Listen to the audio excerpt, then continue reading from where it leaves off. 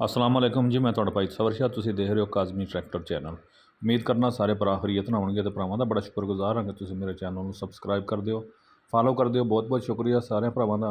भरावां वास्ते लै के आए जी ट्रैक्टर फॉर सेल 2009 मॉडल जे। कंडीशन ट्रैक्टर दी तुसीं देख सकदे हो, मुकम्मल इंजन गेयर इसे दा ठीक होवेगा। ट्रैक्टर शो ट्रैक्टर दा तुसीं मुकम्मल वेख सकदे हो। पेटी दा ट्रैक्टर तुसीं खुद चैक कर सकदे हो। पावर स्टेयरिंग तुहानूं सारिਆਂ ਨੂੰ पता है गाजी ਨੂੰ ਲੱਗੀ ਹੁੰਦੀ है। बाकी ट्रैक्टर की कंडीशन तुसीं खुद चैक कर लो। टायरां की कंडीशन तुहानूं मुकम्मल चैक करा दिंदे आ। टायर तुसीं ट्रैक्टर दे देख सकते हो जी, अच्छी कंडीशन विच ने। रिम ट्रैक्टर दे साफ ने, सोहणे रिम ने। ते बाकी टायरां की तुसीं मुकम्मल कंडीशन चैक कर सकते हो। आने तुसीं खुद बना लियो कितने आने ने।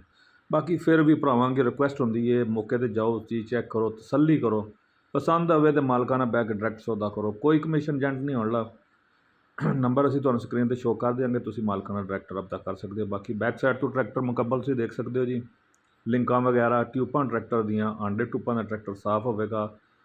दूसरी साइड का भी टायर तुसीं देख सकते हो। रिम ट्रैक्टर का तुसीं मुकम्मल वेख सकते हो जी, साफ सुथरा तो अच्छी कंडीशन विच है। दूसरी साइड भी मुकम्मल तुहानूं चैक करा दिंदे आ। माड़ी गार्डां दा ट्रैक्टर ठीक होवेगा।